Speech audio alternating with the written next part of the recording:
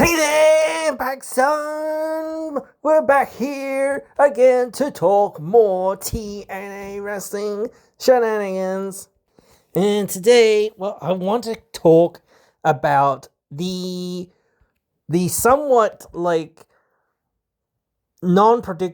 predictable nature of people doing things. Like I think it's been very predictable for people to be like, when somebody's leaving AEW or when somebody's leaving WWE, obviously they're going to AEW if they're going from WWE, and if they're going from AEW, they're going to WWE. So basically, people just doing the most boring option, basically. Let's go to WWE because, yeah, sure, whatever. I'm not even thinking about anything else or AEW, whatever. That's what I mean. It's like there's a lot of options realistically out there. And I think TNA is severely underrated. Like there have been people that have gone to TNA and have done some great things and are doing great things. But again, it does feel very much like everyone is so binary. Everyone is either going to WWE or going to AEW. Like there's not really a lot of people that are going, yeah, I'll think about going to TNA, or I'll work in, the NWA, and I'll work in New Japan, and I'll do some other stuff or whatever else it is.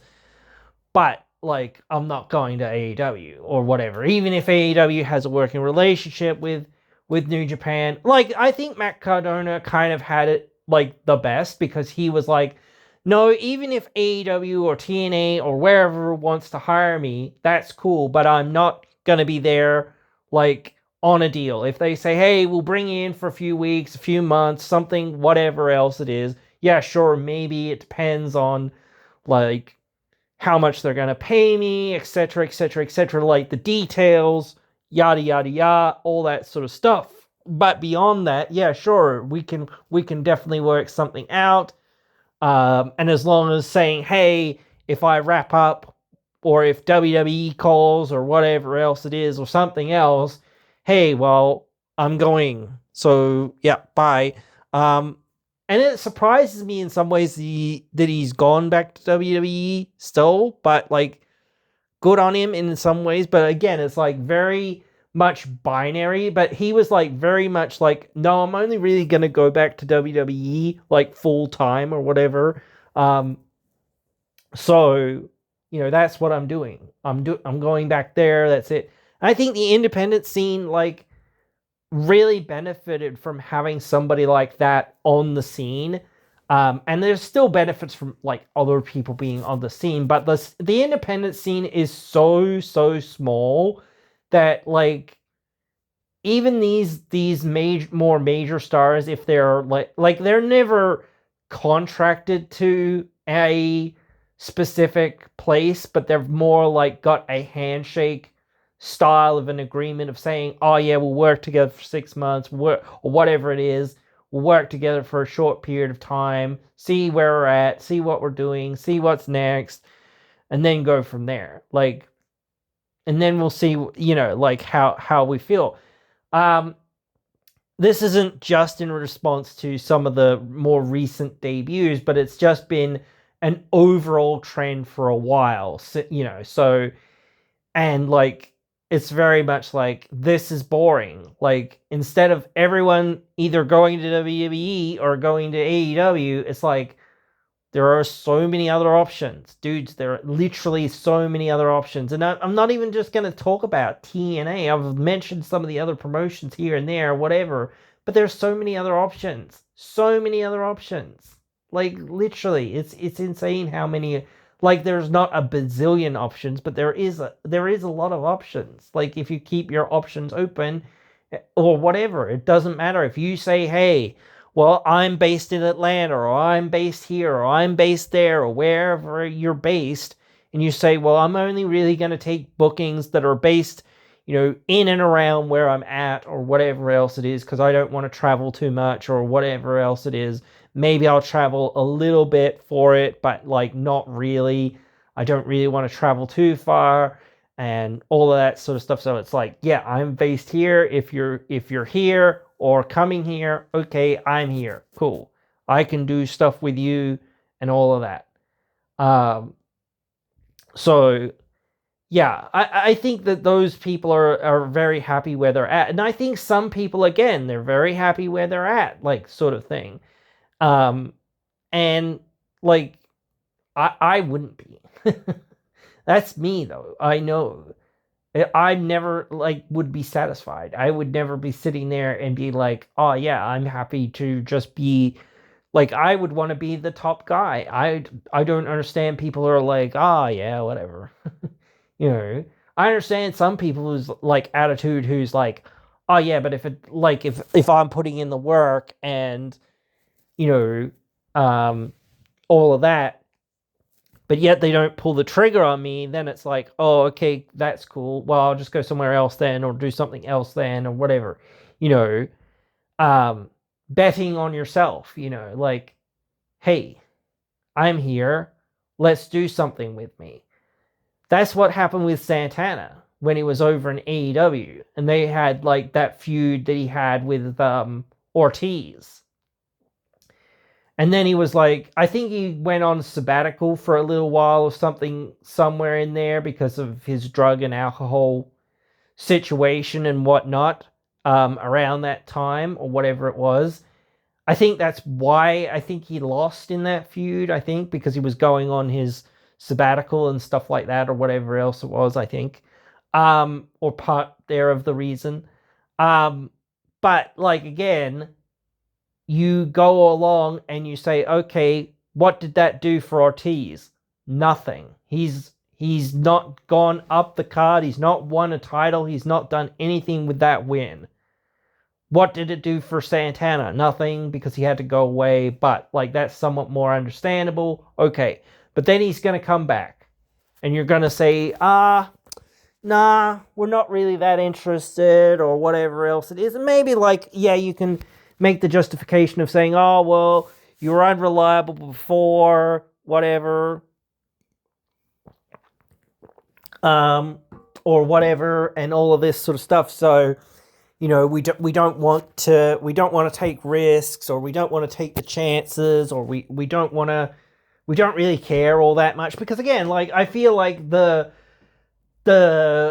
picture, so to speak, of what WWE and what AEW are doing right now is very, like, set. It's very cemented. And that's another thing, like, that's very boring that's in wrestling right now, or at least in the two major promotions, is that their fields of main eventers are very set and whatnot. So it's like, who your main, like, it's cool to know who your main eventers are, but, like, you need to inject new main eventers all the time. You can't be like, just, oh, these are our main eventers and that's it. Like, like, it'll never expand and we'll never have anyone new, and it'll be the same thing for years and years and years. It's fine to have some people be in the main event for years and years and years or whatever, but it's also good for people to be like, dip in and dip out. And I know people are like, they don't somewhat agree with that, because they feel like, oh, that's just doing nothing, it's not really achieving anything, you're not in the main event, so you're basically now a mid-carder or whatever. No, you're not a mid-carder, and if you've got something to work with, if you've got a story to work with, if you have wins and losses, and those wins and losses matter. If you're like, The Undertaker wasn't in every main event of every show. Was he a mid-carder? No. He was considered a main event guy. But he was often either in the openers or in the mid-card, or even in the, like, maybe upper card to an extent of somewhat, but sometimes he was in the mid-card, and sometimes he was in the earlier matches or even the openers or things like that. So again, people who say, oh, Taker was a main event guy his whole run, no, he goddamn wasn't. He was a main event level talent, and he was a main event level character, and he had a lot of ability to get back into that main event very easily. But that's not what a main eventer really is. A main eventer is somebody who literally either just has main events, or is, like, consistently in main events, like, all the time, like 90 odd percent, like, and that just doesn't really happen realistically. Like, that's just The Rock and Austin and maybe Cena and a few other people that are, like, literally, like, once they got to the main event sort of thing, they were a main eventer. They stayed in that main event for that year or whatever else it was. They were in all the main events, basically for the whole year. Even if they weren't the champion, they were chasing the championship or whatever. They were in a significant program to get to the championship, or a significant program around the championship. So again, Undertaker only won the title, like 5-6 times or something, I think. I think he won the WWE title like 4 times and the world title like 4 times, I think. So I think maybe 8. I don't know. Whatever. Beyond those 8 times or whatever else it was, he wasn't in the main events very much. His first WrestleMania that he had wasn't the main event of WrestleMania that he was in. Like, most of the matches that he had, especially early on in his career, weren't the main events, or weren't even the semi-main events. They were in the mid-card most of the time, or even in the early parts of the card. Like, so to say that Taker's always been that main eventer, he's been presented like a big-time player, absolutely like a main event player, but he hasn't been the main event player that much. You know what I mean? So to say that, you don't agree with people having ups and downs and ins and outs and whatever else is to say that's a lie. Realistically, everyone has ups and downs and ins and outs and whatever else it is. I know people consider that people have to be, challenging for the title to be doing anything relevant or whatever else it is, but that's not really what relevancy is, because you can't be in the main event. Because, like, if everyone was in the main event would be the only match and there'd be 400 freaking people in it. Like, that's not how wrestling works. You have a beginning, middle, and, bottom, middle, and top. You have the stuff that starts the show, the stuff that's in the middle of the show, and the stuff that's at the end of the show. And realistically, like, again, like a lot of people like to clown on the mid-card, but their version of the mid-card is anything else that's not the main event, effectively. Besides maybe the opener or whatever, or anything like that. So, like, to me, it's so crazy. And I think this is, again, the toxicity in the community in a sense as well. It's like one of those things that's happening in the space of the discourse and whatnot. So again, people like, and I get like some people have like are very open and are very fluid and don't really care, and I think those people are very smart, and they're very much like, oh yeah, I'm just here to enjoy the freaking show or whatever. At the end of the day, maybe I do have some criticisms about the show or whatever else it is or whatnot, because it didn't entertain me or it didn't bring me to the dance or whatever else it was, but at the end of the day, they're trying to do something. But, like, when they just go for the most boring option, or when they just keep repeating the same basic thing over and over again, it's like, oh, man, we've already seen this. Like, it's cool to see, like, evolutions on something or whatever else it is, but, like, when you just literally do the same thing over and over again, it's like, yeah, great, we've already seen this. We've already seen Cody versus the Bloodline. So now you're going to have Cody versus the Bloodline 2. Now you're going to have Cody versus the Bloodline 3, and Cody versus the Bloodline 4, and now it's Cody versus the Vision, or now it's Cody versus this, or now it's Cody versus that, or whatever else it is. And I get that, like, Cody's, like, is your main guy right now, and whatnot. but he can't keep going forever. Like, and the fans will tire of him, if he's in that picture for too much for too long. You've got to, like it's that old saying, how can I miss you if you don't go away? No matter how much people like Cody, there is something as too much of anybody. You know what I mean? So he has to be relevant when he's relevant. Same with Rhea Ripley. People love Rhea Ripley. But making her the number one contender again, it's like, oh, okay, this just shows you that you haven't spent any time building anyone else or doing anything with anyone else. So now you've got to go back to Rhea because there's no one else that is on that level.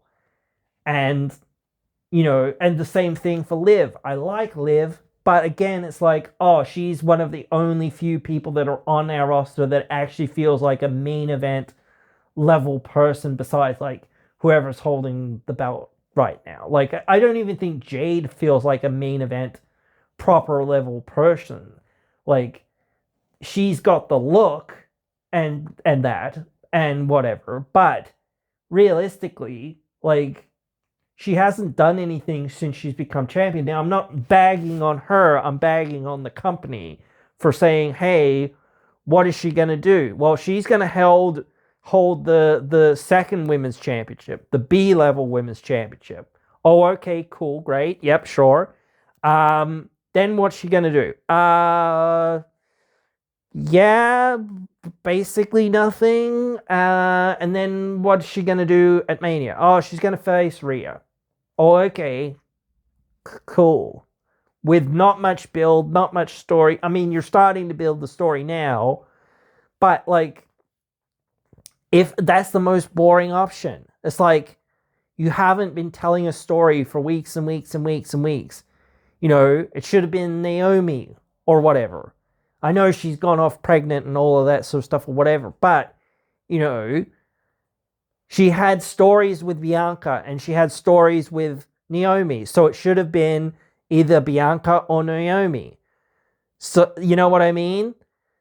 So you should have said, okay, maybe Bianca is going to challenge, what's the name?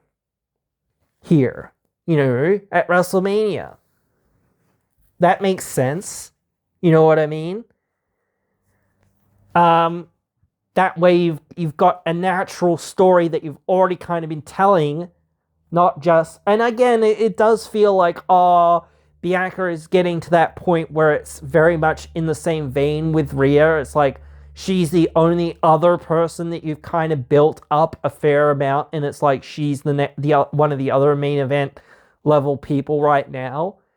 So again, that does feel like a little bit like, oh, we're retreading water or we're doing the same thing again or whatever else it is sort of thing.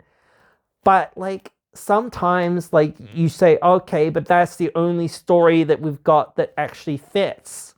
So it's the story that we should work towards. You know what I mean?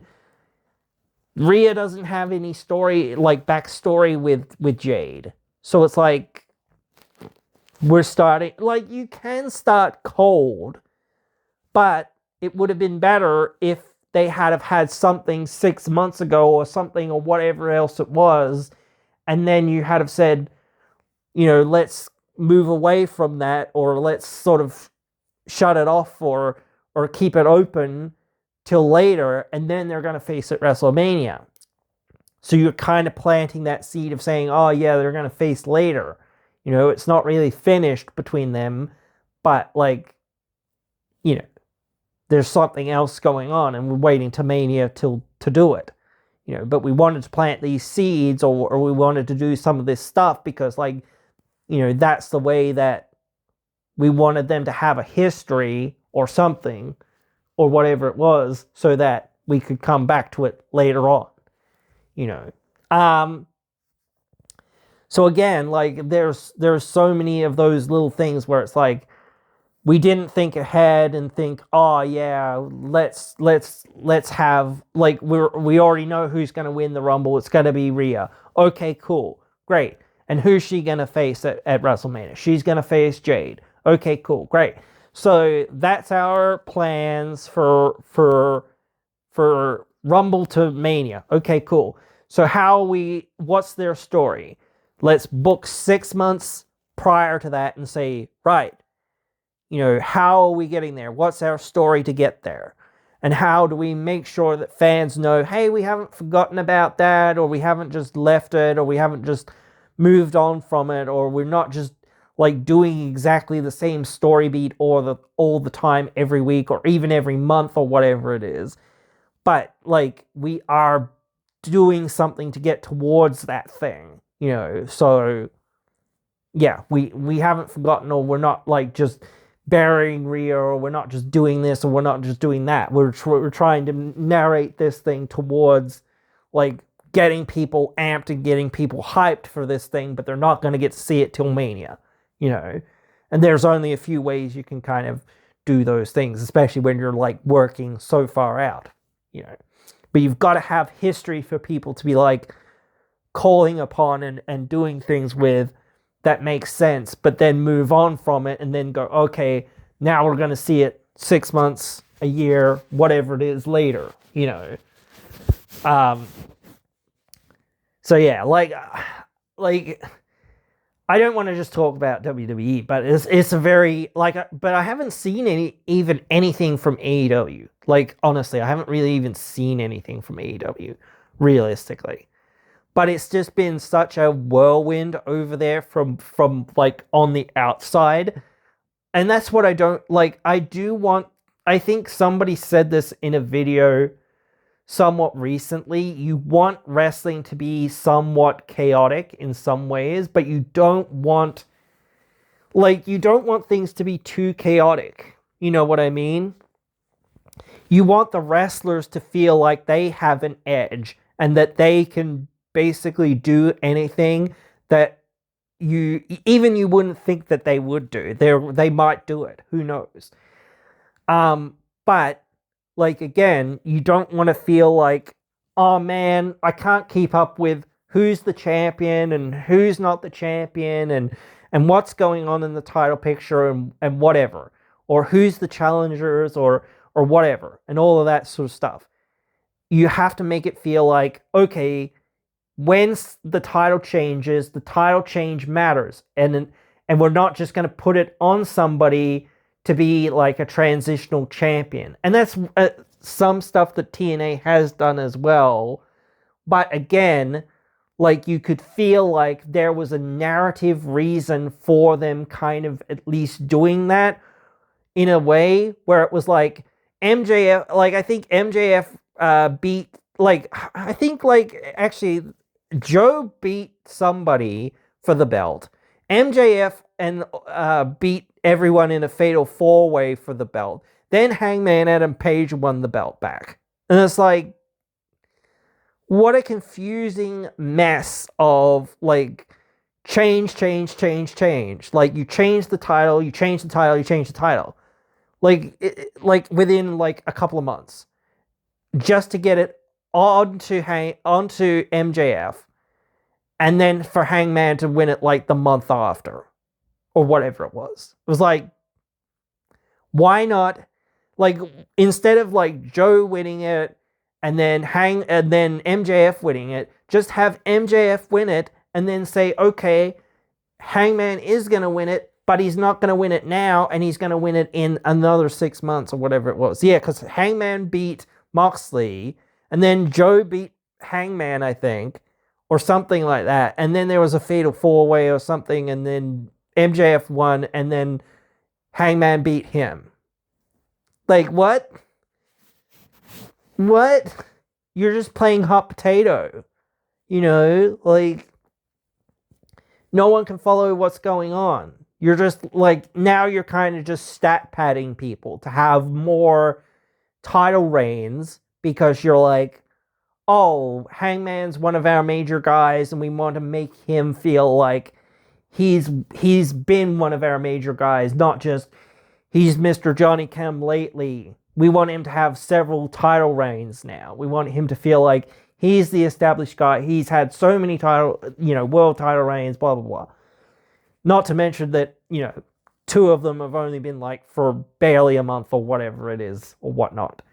But and same for NJF. We want him to feel like he's been here for all this time and we've actually cared about him and he's actually won the belt several times or whatever else it is.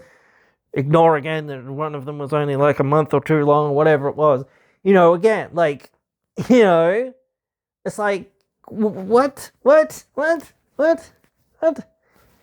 Like, at least with the Mike Santana, like, quick title run and that, at least it was like, you know, a story. It wasn't just like, oh, stuff happens, then he wins the belt.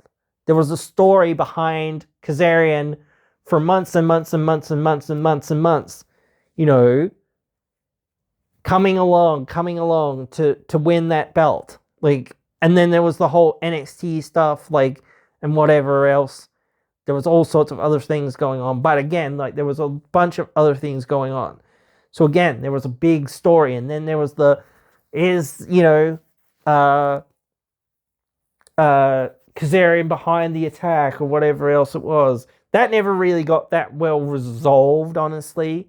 I think that there should have been more of a clear, distinct, like, you know, eventual somebody said, well, we have looked into it and we cannot find that Kazarian, you know, had any involvement in this. We've researched it thoroughly and we can't find that he had any real involvement. You know, he just took the opportunity that was held onto him. Does TNA do this? Yeah, sure. They pick the least exciting options sometimes as well, or whatever, or they don't build things enough where it's like sometimes that's a good thing in some ways, because like if you have someone with this call your shot thing at any time type business, sometimes it's good to feel like they didn't earn it or whatever in some sense, but like that's how they should win it. That's fine, that's different. But along the road, along the track, mostly they should win. They shouldn't just lose and lose and lose and lose and lose and lose and lose. They shouldn't just be there being like, I lose to you, and I lose to you, and I lose to you, and I lose to you, and I lose to a bucket, and I lose to a mop, whatever. Like, they lose. They have all these losses, and it's starting to feel like Nick Nemeth is in that position where he's like you could say, like, his loss to Leon Slayer, was it No Surrender?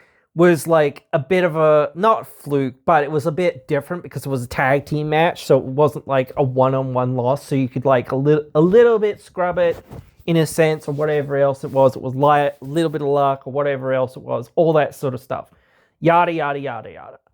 All that stuff. But that's not really the point. The point is in saying, hey, you know, that makes him feel like less of a star, because you're if you keep doing that, it's like, oh, well, you know, how's he going to rebound from that, you know, if he loses again, like, and he's got that upcoming match against Leon, and it feels like, well, neither of them can lose. And again, I actually feel like that match should maybe be on pay-per-view.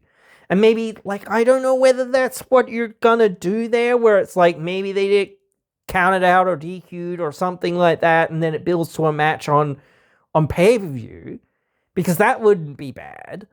But, like, you know, if you're gonna have, like, I just don't see Nick Nemeth winning the X Division Championship. Like, that doesn't make any sense to me. Like, maybe if, like, Leon's leaving or something, then it might make some sense. Because maybe it's like he's one of the only options or whatever else it is or whatnot. I don't know. But, like, again, you have that whole thing to say, well, let's just move on, or let's just do something else. But same point, it feels like you can't have Leon beat him, because it's like, that hurts him. That hurts Nick Nemeth and his legitimacy. It hurts Leon and his legitimacy if he loses to Nick Nemeth, though. You know what I mean? So it's gonna hurt both of them, kind of, if they lose. Like, I mean, Leon perhaps could bounce back from that or whatever in that regard, but like, again, he shouldn't have to. He shouldn't have to bounce back from anything. He should feel like, maybe there's setback. Maybe it's like more of a teaching moment, or maybe it's like more of an opportunity moment. Like, it opens up the door to something else rather than just being like, oh man, he felt like he was getting somewhere or whatever else it was. I don't think Nick Nemeth needs the X Division title. So it's like, he's going to be the X Division champion. Like, if he wins. Like, it's an if. But again, if he wins, it's going to be like, well, he's the X Division champion and he's got to call your shot. So he's basically got 2 opportunities to call his shot at the world title. Which is, like, kind of cool in some ways, but kind of like, what the hell is going on in other ways? It's like, that is somewhat like the chaosity of, like, something that could happen, and that it could work out well in some ways, but again, it's like, well, why do it? Like, why do it? Why take something away from Leon? Unless, again, like, you're opening something else up later, or you're saying, hey, we'll actually transition the call your shot onto Leon, or something like that. Or, I don't know. I just don't know. I don't know why you would do that. And maybe, like, there's a way to I don't know. It's such a weird position to put Leon in, and it's such a weird position to put Nemeth in. You know what I mean? But at least it's interesting. At least it's getting people being like, oh, they wouldn't beat Leon, would they? Or they wouldn't beat Nemeth, would they? Like, so it's like, neither of these guys feel like they can lose. Like what I mean? So who can win? Both of them feel like you've almost built Leon now into being just about as credible as Nick Nemeth, because you're feeling like, oh man, this kid, he can't lose. Not to Nick Nemeth, he can't lose like this, like whatever.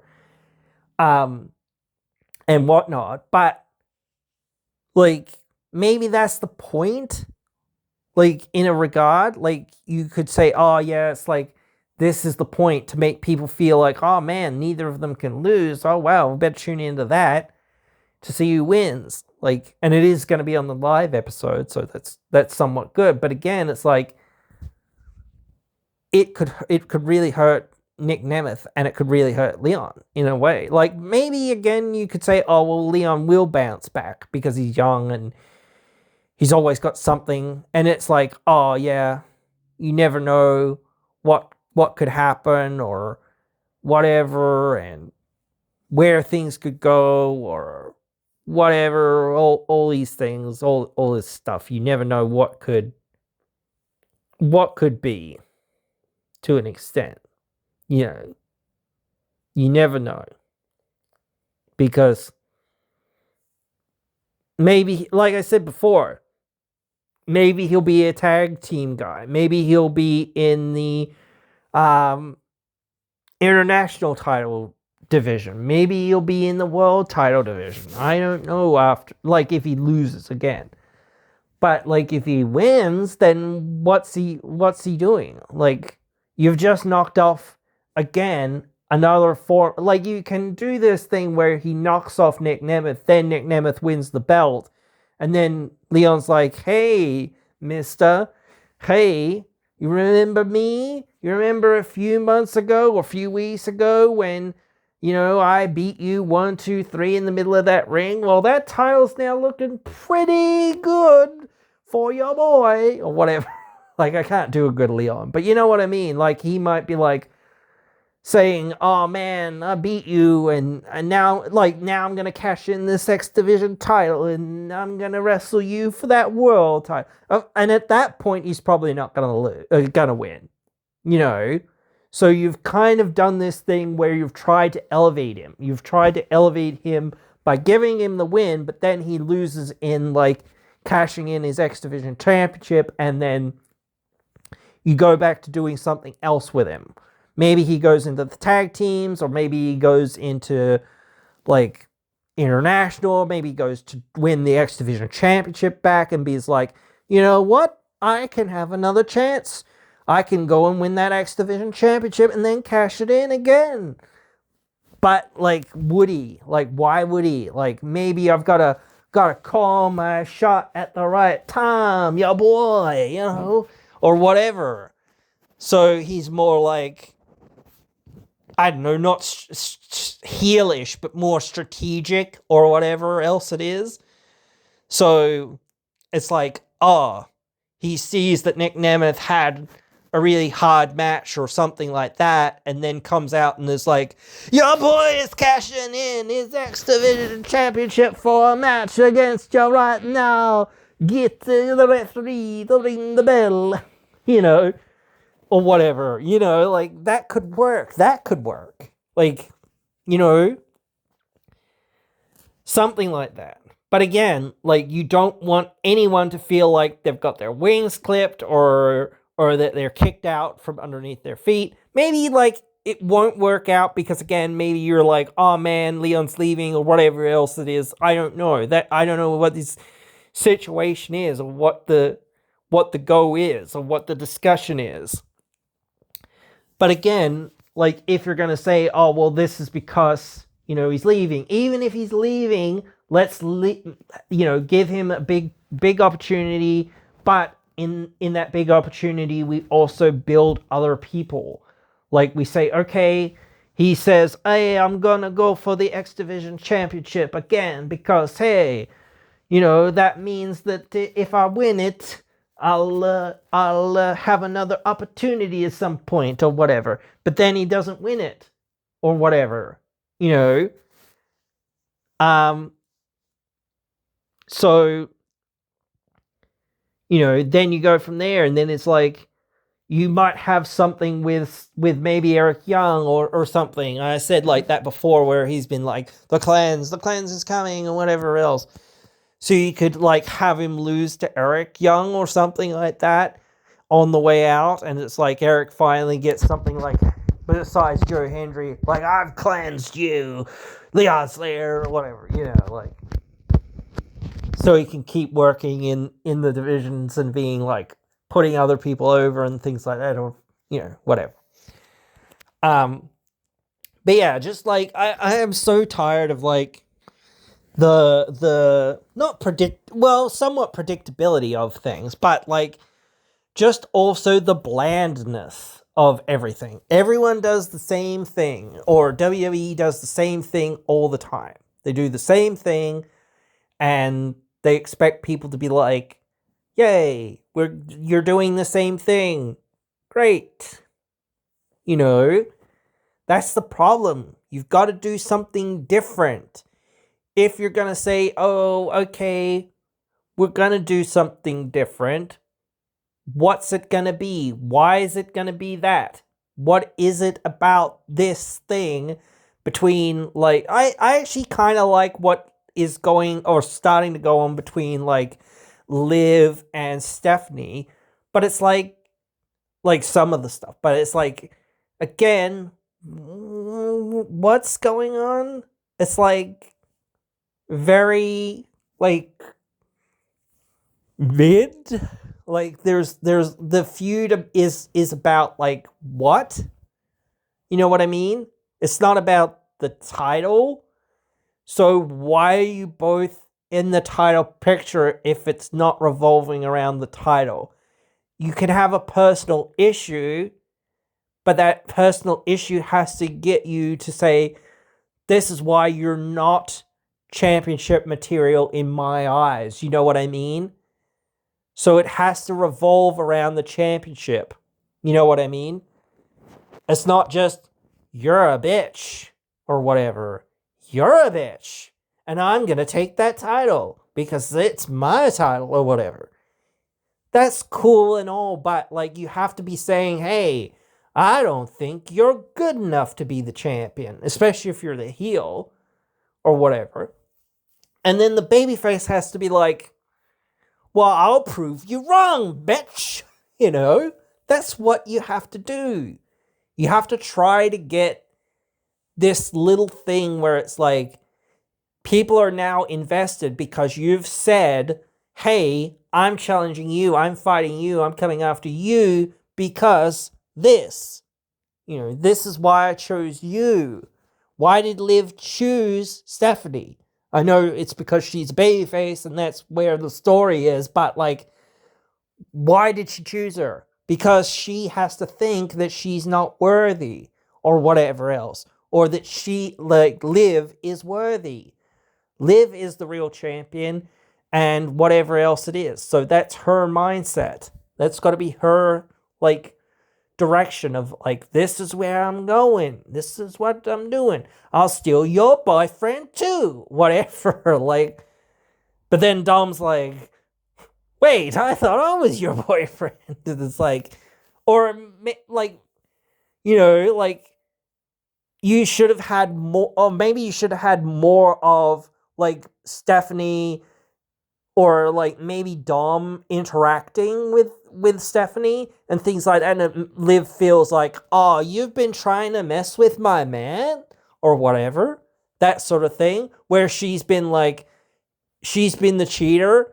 And now she's she's sort of paranoid that people are going to be cheating on her and things like that. You know, that's her motivation. You could do 1,000 things with it, but you've just gone, they're having a match now. You know, like, there's some of this stuff involved where it's like, he said, she said, like, whatever, but, like, you're not saying, this is why this is. You know, you're not clearing it enough to be like, you know, like, this is the, you know, it has to be clear and concise. This is what it's about. You know, this is the core issue. You know, this is what's going down. You know. But yeah, like, there's a lot of, like, this where it's just like Drew, everyone loves Drew, but the thing about Drew is, like, I feel like the time for Drew to kind of be in that picture this is like his last, like, hurrahs sort of thing, realistically, in my opinion, to an extent. And like Punk shouldn't be the champion, I don't think. That's me, though. That's where I'm at. That's my thoughts and my feeling about, like, I think that, or this should be Punk's last hurrah sort of thing. That, I actually feel like maybe even Punk and Drew should be, like, the main event. I don't know. That's something that I think would be great, would be cool, would be amazing. Because again, it feels like that's an almost unresolved thing, and it could be for the title, and that would be, like, you know, big time, you know, stuff that you could do. They've had all these matches, they've had all this story, they've had all this history. I mean, like, I don't think Rollins, even though he's come back now, is going to have a lot for WrestleMania. Maybe he's going to face Breakker, I don't know, but Breakker's injured as well. So you start questioning what he's going to do. And it's like, is he really going to feud with, like, Logan Paul or something or whatever? Or I don't know. Like, and what role is he in? Is he, like, gonna be the babyface? Don't know. Don't really think so. But again, like, you could say that he is, I guess. But I don't know. But again, like, it's a lot of, like, you look at it and you go, it doesn't matter. It doesn't matter. Because, like, again, you're doing the same shit different week or different month or different mania formula, where it's like nothing new is coming out of this. It's just Bianca, it's just Rhea, it's just, even though Jade is fairly new, it's like, oh yeah, she's been here kind of before. She's like the superstar that they've been looking for, or a superstar that they've kind of been looking for. Maybe, like you say, oh, what's her name? Stephanie is like one of the new ones, but then you're starting to be like, oh, but here's Liv, and we're probably going to put the belt back on her or whatever. You know, that feels like really bad, where it's like, oh man, you know, and it kind of should be like almost backwards in some ways. Like Liv should be the champion, and Stephanie should be like trying to get at Liv and trying to beat her for the belt. I know Liv's come back from injury and all this other stuff, so it's a bit convoluted or whatever else to get the belt back on her straight away. But I think that would be just a better narrative. Like somehow Liv comes back, beats Stephanie, and then it's like Stephanie has to, you know, Stephanie's apparently injured or something, but she'll be okay to go at Royal Rumble. But like, you know, she's in the Royal Rumble, not in a match against Liv. You know, and then she wins the Rumble, and then she's like, I'm gonna challenge you at WrestleMania, you know, or whatever. That's how you could get there. Like, I don't know that that's like that great, but again, it's like feels a lot better, because at least it's like if you get Stephanie like chasing Liv for the title, it just feels like a better angle to me. And then it feels like when you get to WrestleMania that you've crowned kind of a new person at WrestleMania, and everyone gets to see like Stephanie go off into the sunset. Even though Stephanie's won the belt, it feels like now she's more solidified. Now she is in that picture of being a main eventer, not just she's kind of holding the belt. And like, she's been holding the belt and she really hasn't done anything with it. Like, and that's not her fault. Again, it's like the company being like, well, what competition are we going to give you? What stories are we going to give you? Like, they need to give you stuff. They need to give you prominent, big time, like important, impactful stuff. And they haven't done that. They've just been like, yeah, you've got a match and it happens, and we move on. Even the bigger time pay-per-views, it's been like, yeah, you have a match and you have kind of a little story, but like, there's no meat and bones to anything. There's just like, yeah, whatever. And again, like, especially when you're like, maybe AEW is a bit different, at least in some ways, but like, it's very similar, where it's like, there's not a lot of build to anything. You know, there's just like, yeah, stuff happens, then things, and then it's like, yeah, whatever. You know, like, at least when you're like saying, let's go ahead and, you know, tell somewhat of a story with WWE more. So at least like when they come to WrestleMania, at least when they edit things, their you know, editing team does such a good job of like putting things together and putting it like in a package for you to watch it and actually understand the story. And they actually do a better job like consolidating the story into that, because it's like they have to consolidate what's happened for the last however many months or however many weeks or whatever else it is, into this like 1 minute long video or whatever, like maybe, or whatever it is, 1 minute 30 video, so that when you get to tune into it, if you haven't really tuned in every week or every month or whatever to the show, that you go, okay, this is what's happened. Maybe I missed this, or maybe I missed that, or whatever, you know, but like now it's also more concise, and you can hit the story beats that you need to hit for people to kind of invest, where it's like, and it's more direct, where it's like each week is a little bit more, not nuanced or messy, but like it's a little bit like it doesn't quite hit the points that it needs to hit. And I think, like, again, like, I don't know if they're still, like, working from, you read from this script, you read these words, and you read them. You read the exact words. You do not go away from these words. That is your script. I think it's way better when you say to the talent, I certainly do think that there are talent that can't cut promos, but freaking give them a manager or something. Give them somebody that's, especially like people who don't speak the same language. Okay, cool. Like what they were doing, I think it was with Io Sky, where she was like, she speaks in Japanese. She only basically speaks in Japanese, and then they basically translate it, and they, put it into their package.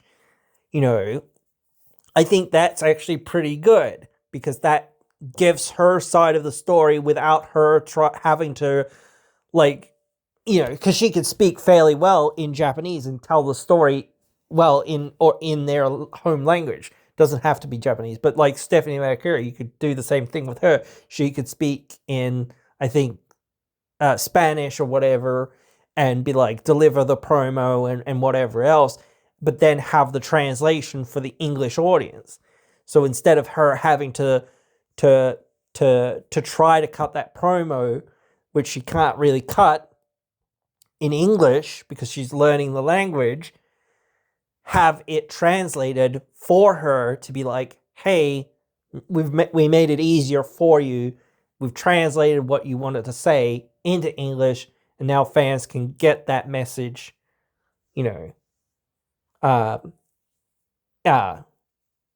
once they see what you're talking about or whatever. I think that's actually a good idea. But, like, again, if somebody is a weak talker, how are they even a main eventer? But again, like, if somebody is a weak talker, give them a manager, give them a mouthpiece, do something so that once you have somebody that you go, oh, okay, this person can work with that person, and this person can be their mouthpiece. Okay, cool, great, bam. This other person really isn't a main eventer, but they can articulate, the story that we're trying to tell way better than what wrestler B or whatever can articulate it. So that's what we need. We need the story articulated. And we need to have promotion and discussion between the wrestlers. But yeah, guys, I just find that, and maybe this, like, certainly TNA is not perfect. Like I've said that here and there throughout, but like, I saw somebody complaining, like, I think I said something about this before, but I saw somebody complaining about like how WWE feels so dry and everyone feels like this corporate character or whatever, or this influencer character or that whatever. It's more of these, like, no one's like, everyone feels like very cookie cutter, and it, like, the music feels all very cookie cutter. Like, what I mean? There's only a few people that really stand out, because their music, hits and you go, oh shit, it's this person immediately. But a lot of the other wrestlers, they have very generic, music for the most part, and it's like you have to look and look at the Titantron and wait and wait and wait to see who it is, and then the pop doesn't really come, and it's like people go, oh, it's this person. Oh, okay, more than, oh shit, it's this person. They don't do that. They go, oh, okay, it's Naomi or it's whoever. Okay, cool, great. Their music sucks. The only way is once they actually come out, or once the Titantron says Bailey or not Bailey, but you know what I mean. It just says the person's name. I think Danhausen, when he debuted, his music is very like iconic, and I don't think he got a very good reaction, and I don't know why. And I think, like I said before, I don't think that they know what they're gonna do with him, and like I don't even think they know what they're doing with anyone anymore. But still, like I don't know how well he's gonna go, but I do wish him good luck. Same with like Royce Keys, formerly Powerhouse Hobbs. Like, has he even been on TV yet since debuting in the Royal Rumble? He wasn't on. He wasn't in the Elimination Chamber. What's he doing? You know, like, you know what I mean? So I don't see what you're gonna do with him, because it's like, has he even been on TV? Has he even done anything? Like, I don't know. That's what I mean. And it does feel like it's very much like, again, like they've got their guys handpicked and they're like, nah, unless one of them dies or gets seriously injured or whatever else, we're not really going outside like of our 6 or 7 whatever guys that we've already kind of handpicked to be our main event guys.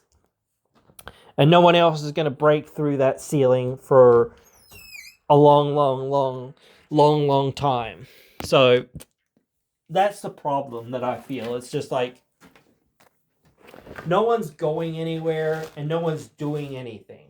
Or what they're doing isn't leading to anything. You know, even if it leads to a title shot down the road, yeah, sure. So what? They're not the guy, they're not the hand-picked person, so they're not going to win. You know, they're going to have a good match or they're going to have a good moment or whatever, maybe. And maybe that's cool to be like, oh yeah, we get to see them do their cool thing or whatever else it is. But it's like, oh man, well, nothing ever really comes of it. It's like LA Knight, you know, he's been there for a long time. He's been doing a lot of great stuff. He's been super over, but he's not like one of the handpicked few guys that actually gets to hold the belt or whatever. It's like, man, this guy is just like in limbo, you know, in a sense. Like, he has feuds, he wins some feuds, he loses some feuds, whatever. But like, he's not going anywhere. He's not doing anything. He hasn't got a direction or a plan to get to the title or anything. And like the guy, I don't want to be mean or anything, but the guy's like getting on in years, you know? He hasn't got, he's much older than what people think.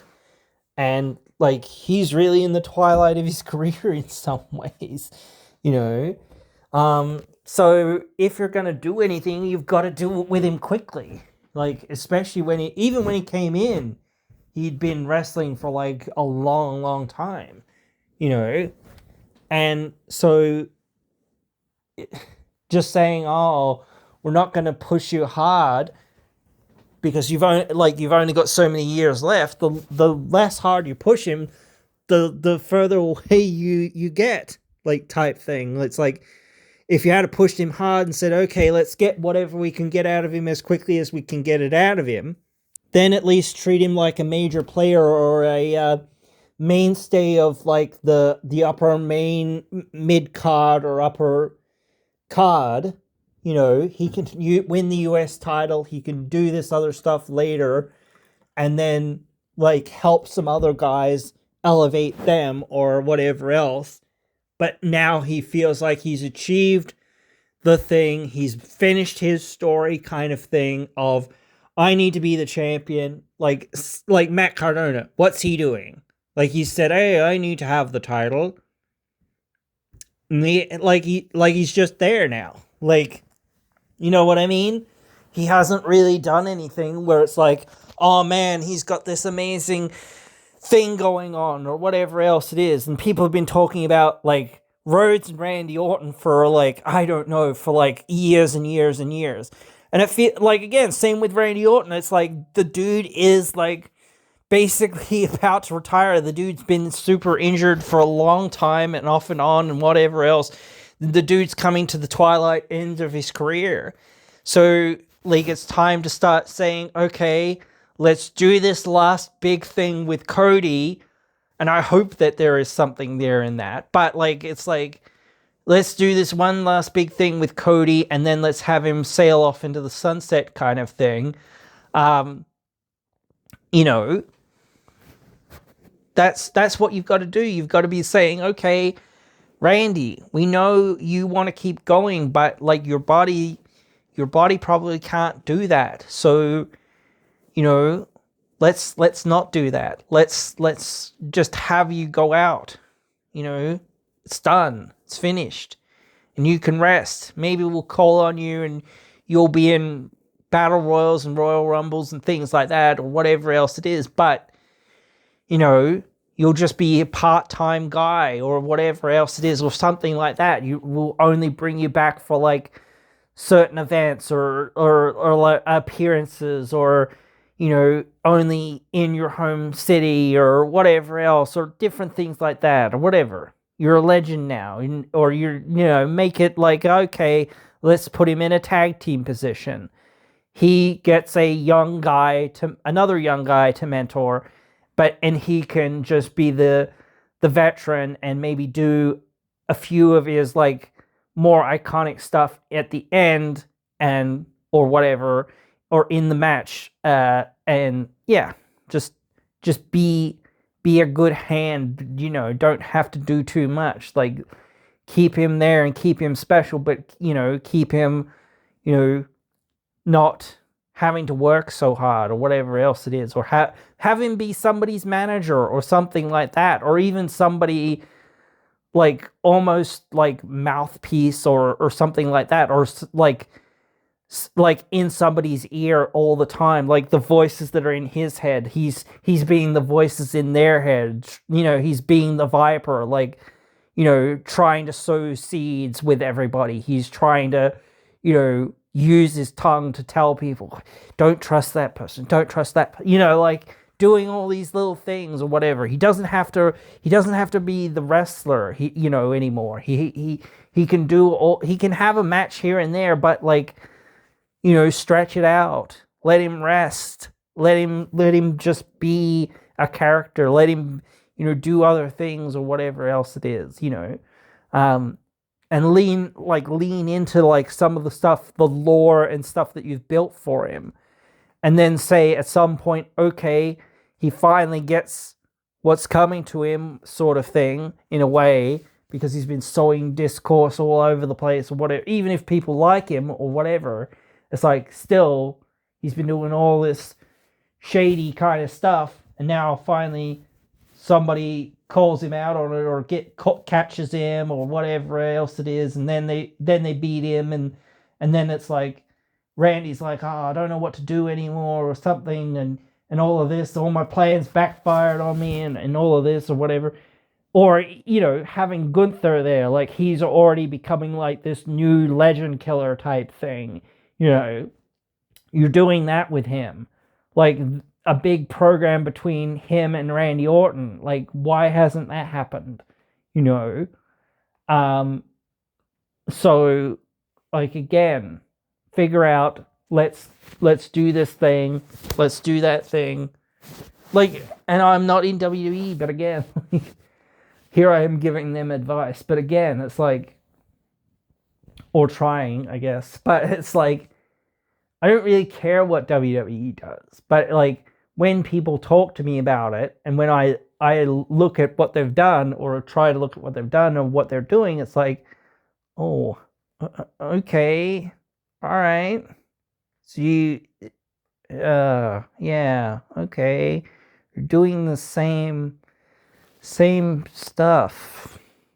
You know, it's like, oh man, it'd be cooler to be like, or more interesting to be like, let's have some of these other things, or whatever else it is, be the other stuff that we're kind of doing throughout the year. Not just, especially when it's like WrestleMania. This is what I mean. Like, especially when it's WrestleMania, let's do something new. Not like you have to do something new every time, but like, let's try to give it another different spin. Like, we're going to try to get Steve Austin out there to win the belt. Okay, but how has he lost the belt? How is he getting back to the belt? Not just, like, like we're going to do the same thing, or we're going to take the title off somebody and we're going to put it on somebody else who's basically just holding it, until WrestleMania, And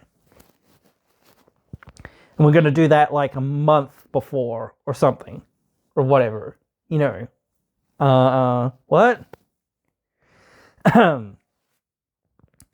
But yeah, like same with AJ Martinez or whatever. It's like, oh man, AJ Lee, whatever her name is. What is, she just won the Intercontinental title. It's like just before WrestleMania. Like, why not win it at WrestleMania? Like, you know what I mean?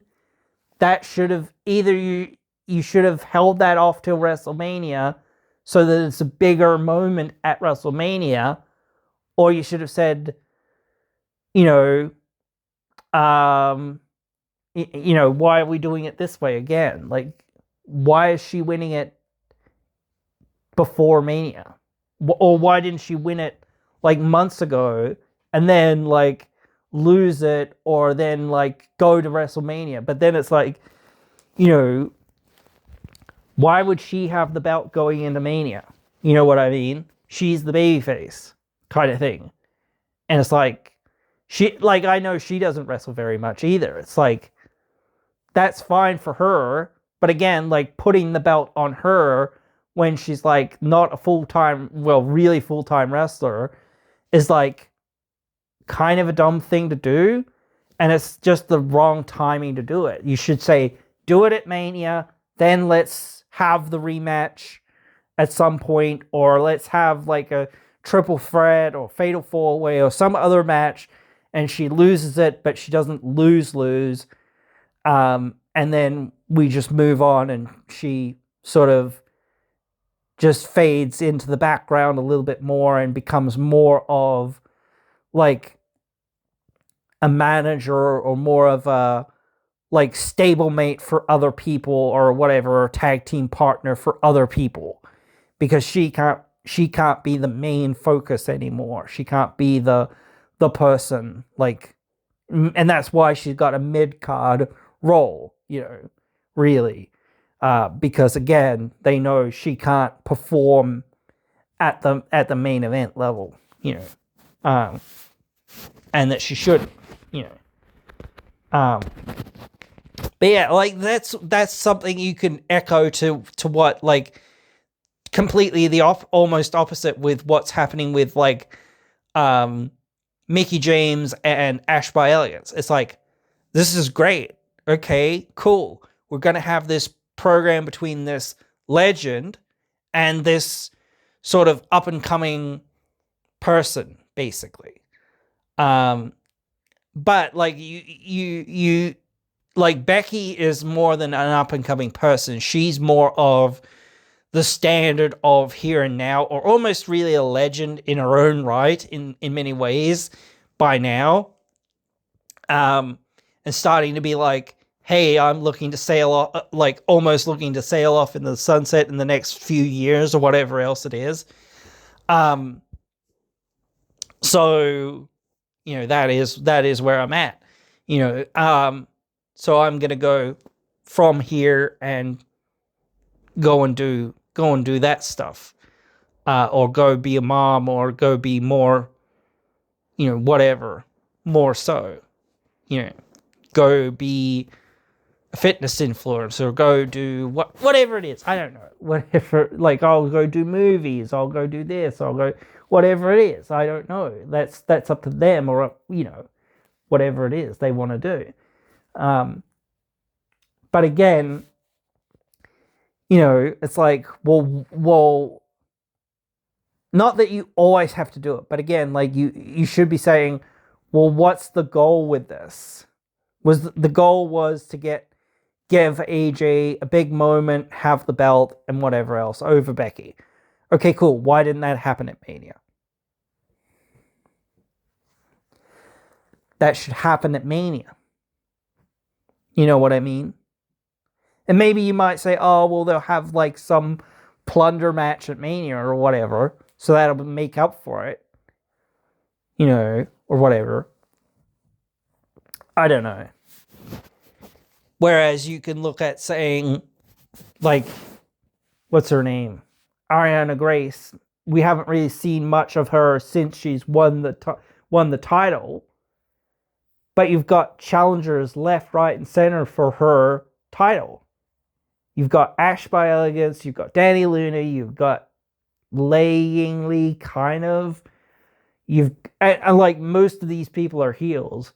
And you've got Jody Threat, you know, and you've kind of got Tessa Blanchard as well, I guess. I think that was the other person that I was kind of like forgetting when I was talking about like the potential like 4-way, 5-way, maybe 6-way, I don't know.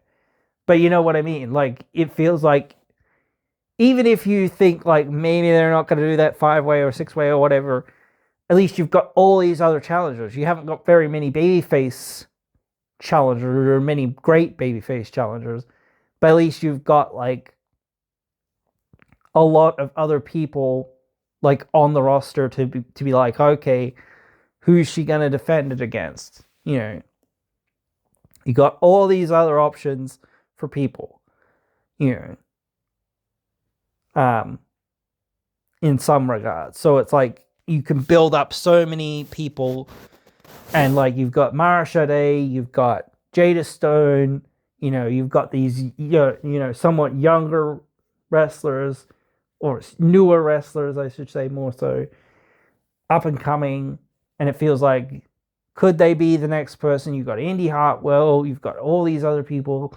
So again, like, you've got the potential there. It's just saying, okay,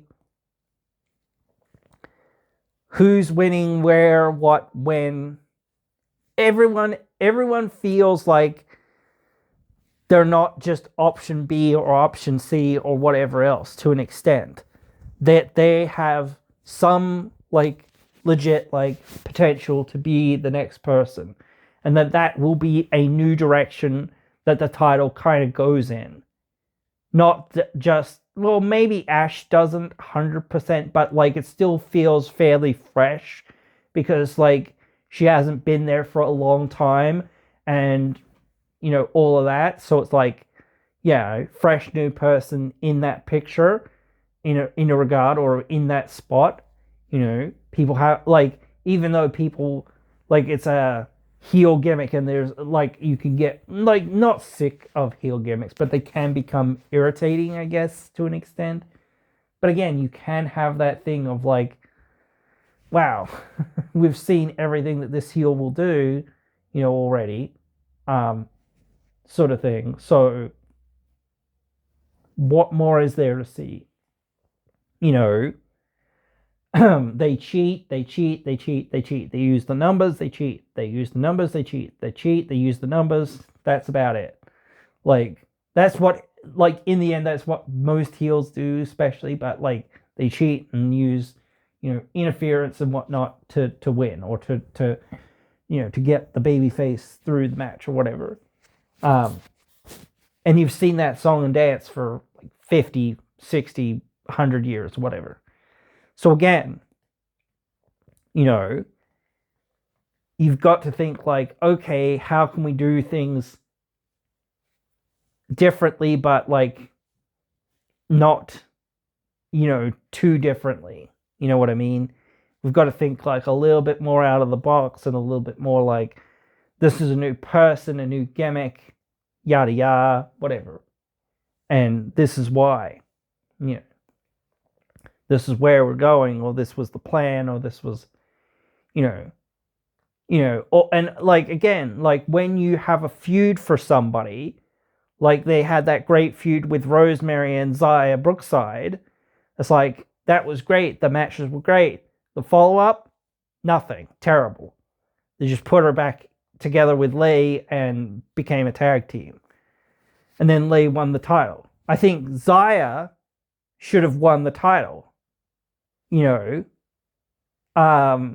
because I feel like she was like the next person. It felt like that was like getting a big rub, getting the big push, um, you know, and whatever. So she should have like won that belt, and then shenanigans or whatever else, whatever. But she, like, even now she should be like in that main event or in that semi-main event doing something to get the belt. Same thing with a lot of other people, you know. And that's what happens when you've got like really one title and one prize, and you have all of these women or all of these men or whoever it is, whatever it is, that feel like they're on the verge of becoming this new person to lead the division or whatever else it is. You've got all these other options. Maybe, yes, Tessa Blanchard's been there, done that kind of thing, but she's still like, she's still under 30 or under 35 or 40, I think. So she still feels fairly young. So you could still buy her being, and she's still excellent in the ring. So it's like, yeah, we could still buy her being the champion. And she's such a great heel, you know, and a character. Not to say anything about like any of the other stuff or whatever, the alleged allegations. And that's the one thing that I hate. I've always got, anytime that I bring her up, it's like, I gotta mention the alleged allegations and all this other stuff. I'm not going through it again. But just to say, hey, you know, she is great at that character and is great in that role, and she does a good job doing what she does. You know, if you look beyond saying, oh, I don't like her because she was a racist, or she was an implied racist, or yada, yada, yada, or heard she was a racist, or whatever, da, da, da. Beyond that, you look at what she actually does between the ropes and how she does things on promos and things like that. She's actually really great at that role, you know. And, you know, that's the point. You know, and she does do a lot of outside promotion for the company, especially like she did a lot of early promotion for the company early on. I think she still does some. But yeah, like there's a lot going into these people that feel like they're still like somebody like that you could feel like, oh yeah, I'm excited to see that because, you know, that will give opportunities to this person, that person, this person, that person, or whatever else it is. It's not just saying, oh yeah, we're going to see this person on top. No, that means like we're going to get to see whether, you know, how, you know, Indy's going to come back to the title, if she is going to get back to the title at some point. Obviously, I think she's going to get another title match, but when, where, how, why, is she going to win the belt, etc. Same thing, Jody Threat, is she going to like win the belt? And then is Danny going to be in the picture with Jody? You know, because they've had that relationship. So you're kind of like, or are they going to go into their own little program or whatever? And then, you know, whatever. So you've had all these things, or it, you know, if Danny does win the title, or Jody does win the title, then you're gonna get to see Danny and Jody like in a program. Like that opens the possibility for that. You know, and what story can they have? That'll be a great. They could tell a really great story there. You know, we like. We had a sisterhood or whatever else it was. And I, you know, I did everything that I thought I could do for you, but then you turned everything that I tried to give you away, you know. So now I've got to take everything from you, you know, or something, you know. That's a great angle. There's a great angle in there that you could tell. And it feels like both of them, like maybe they'll, like it's going to be more difficult like next year and the year after to keep like the ball rolling and do something else. But like right now, that's a very fresh story that you can still tell. There's so many little fresh little stories that you can tell everywhere that's in there. And it feels like it's so alive and so got so many little options, even though the roster is pretty thin in some regards. It feels like is like, here's Elena Black. How's she gonna get to the title? Is she gonna get to the title? Is, Mara Shade gonna beat her somehow, some way, whatever, And I think you need like a lot of people in that division. How's Mara Shade, or if Mara does beat Elena, is that gonna mean that they're gonna go off into their own program, or whatever else it is, What's it all gonna mean? You've got so many of these little stories that you could tell in the women's division and in the men's division. So again, it doesn't, like, maybe like some of the stuff with Mike Santana felt a little bit retready or whatever else it was, like going into that AMC debut, going into Genesis or whatever. But like, you've got so many things now where it's like, this could go on and that could go on, and you've got so many options. And I think, like, Kazarian, I think that you saw him doing more commentary this week. And I think that's not just by accident. And maybe it is because he's still slightly injured from that surgery he had on his hand or whatever else it is. But I think that he knows, hey, my in-ring days are coming to a close very, very soon. Like in the next few years or whatever it is. And hey, I've not completely closed the chapter on my book, but like, I've achieved the biggest thing that I wanted to achieve, which is win that world title and be the world champion and be the top guy and be like one of the main event level guys. And if I'm now one of the main event level guys for a while, and like I help put other guys over into that main event or into that picture, like that's all that I want to do for now, until like, I can say it's time to unlace them and to hang them up. It's now time for me to walk away. And maybe that's in the next couple of years, I don't know, or in the next few years. But again, like, that's where he's got to be thinking. He's got to be thinking, hey, maybe I can even transition into a commentary role.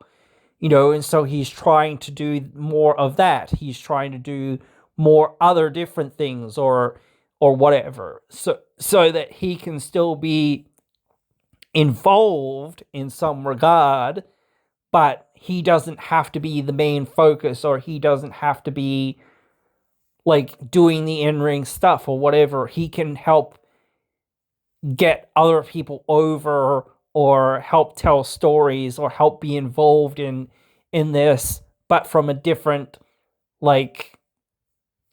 angle, or from a different perspective, or from a different vantage point, rather than having to be like, the same thing again and again or whatever. And the thing is, like, I think commentary is really hard because, like, unlike, guys who come out and they do their 5-minute promo, or even like a pre-tape promo, like some people, like even Hannafin the other week, he flubbed like some of his lines or whatever. But like, and even like this week, I think like Matthew flubbed some of his lines or whatever it was. But that you could say, oh, it's somewhat understandable from what happened. And he immediately said, excuse me for stumbling over myself, but, from what just happened, do forgive me. But also, it is what it is. So again, like, I don't want to just talk about that, but again, like, you look at things that people are they're trying to do all these new things. You like, hey, hopefully KC Navarro will come back soon from injury. They've got a few new people here and there, like BDE, and you're sticking him with Rich Swann. I think that that's a great pairing. I think that they need a lot longer as a tag team or as a unit or something, or whatever it's going to be, for them to really feel like a legit like tag team. They need proper entrance music. They need a proper like gear. They need proper like stuff to go together. They need tag team moves. Like, they need synchronicity. They need all this stuff. I think BDE needs to like he's still pretty young. He's only like had 30 something matches or something like that, I think it is, or something like that. But he just needs like the reps. He just needs the reps. He's got a great character. He's able to do a lot in the ring, but he just needs a lot more experience to get like better and better and better. And everyone needs to like keep honing themselves to be the best, not just being like, oh, rest on my laurels or whatever else it is, or phone it in. And I talked about that before, but it's like you can never drop yourself, because as soon as you start dropping yourself and saying, oh yeah, whatever it is, brother, you know, that's when somebody comes along and's taking your spot with you being like, hey, I wasn't ready for that type thing. But I do think people are like a little bit more like, well, if somebody takes my spot, that's kind of good, or whatever else it is, because as long as we're all making money, like maybe I can come back and say, hey, you know, I was the champion before or something, I got injured or whatever, and now he's the champion, so maybe I should challenge him and we'll make some big money, but between a big match between me and him, and maybe I'll even turn heel or something. Or whatnot, or whatever, or he'll turn babyface and or whatever, or I'll turn babyface and or whatever, you know, like, so we'll have this big program together, you know, and then have this big main event and draw a lot of money. So you can still be like, hey, he hasn't really taken my spot. Maybe, you know, my spot now is still in that vicinity, but maybe it's in a different role. I can't just be the main focus forever, you know. And if you are the main focus for an extended period of time, it starts becoming like, oh my God, get out of the way, because there's other people that are more interested in now, and maybe you can come back later and do something different and change it up and be like, okay, how can I still be me but change it up and make it new, make it different, make it unique, you know, all of that sort of stuff. So yeah, it's always keeping the ball rolling and saying, hey, who's in the top position now? Like, or who's in the position now to break out, or whatever else it is. Okay, I'm going to challenge them, or we're going to have a big match together or something. We're going to build to it and build to it and build to it. And then finally, boom, here we go. You know, but yeah, that's what I like. I like unpredictability, and like, or not total unpredictability, because like you still have to feel like not like this is an ADHD booked show where everything changes every 5 minutes or whatever else it is or whatnot, and you don't know what's going on or whatever. But I still feel like I like things feeling like you don't know who's going to win. Anyone can win. Somebody can come out of nowhere and suddenly you've got a new superstar made or whatever. But their title reigns should still matter. There should still be a solid title reign, not just a couple of weeks or a couple months or something. They should be like, do the thing, go out there, be the champion, and do your thing. And then somebody's going to come along and beat you. And that's going to matter. It's going to be built to for weeks and months and whatever else it is. And then, you know, like, that's the thing with Ariana. It's like, she's this great big heel at the top of the division. You know, you've got so many potential, like, for everyone to kind of come along and beat her, and do that thing, and be the person, the next person. You know, but you've got a lot of challengers too. You've got a lot of these other people that are kind of in the mix that still feel like, you know, maybe you're not exactly the same with the world title division, but you've still got people that are there that could float into that, where it's like, oh, could this person be in the world title picture? Could that person be in the world title picture? Is Ali going to come back and be in the world title picture? You know, how, why, when, where, you know, all these different things. You know, we're going to have this thing between Macklin and Santana. Does that mean that will lead to either Nick Nemeth or Eddie Edwards cashing in? You know, like I said, then what are you going to do from there? You know, like, is that cash-in going to lead to them winning? Is that cash-in going to lead to something else?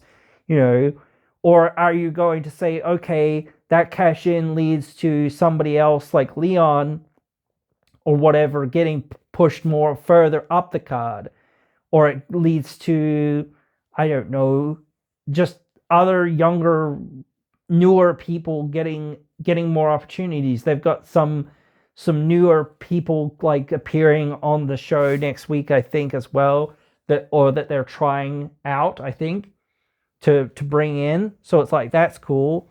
Great to see. Let's do more of that, especially in the X division. But yeah, I've rambled on long enough here, I think. You guys get the point. I know you're very, very smart people.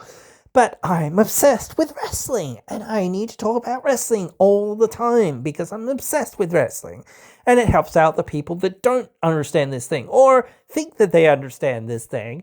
And then they go through and listen to this podcast and they go, oh yeah, that's right. Yeah, sure. Okay, I see what you mean. You've got to dive into the aspects of it, even if you say, oh yeah, I understand all of that or whatever. But have you thought about the implications, or have you gone through all the things? No, you haven't gone through all the things. Here's me going through all the things that are in my mind that you could think about when you're thinking about this sort of thing. Have you thought about all those things? No, you haven't thought about all those things. Or if you have, hey, wait, what are you doing in my brain? But anyway, guys. So yeah, also, please support Iran, even with them, the guys that are there that were, illegally as the custodians or whatever, the rulers, whatever you want to call it, of Iran and whatnot, and Venezuela and all this other stuff. Like, even though they had bad dictators or whatever else ruling the show, they did not deserve to have, their cities bombed and their people killed and all this other stuff. So stand with Gaza, support Iran, try to negate this war, try to make things a more positive experience for everyone. Fuck ISIS. Fuck ICE. Fuck ISIS too, but yeah, fuck ICE, fuck Trump, fuck Netanyahu, and let's make this world a more peaceful and better place, hopefully, and we can all come together and just enjoy professional wrestling or enjoy whatever else it is we enjoy in this life, which is a very short life that we have to lead. So, but yeah, anyway, guys, hope you enjoyed this one and have a good one. Join me again in another one as well.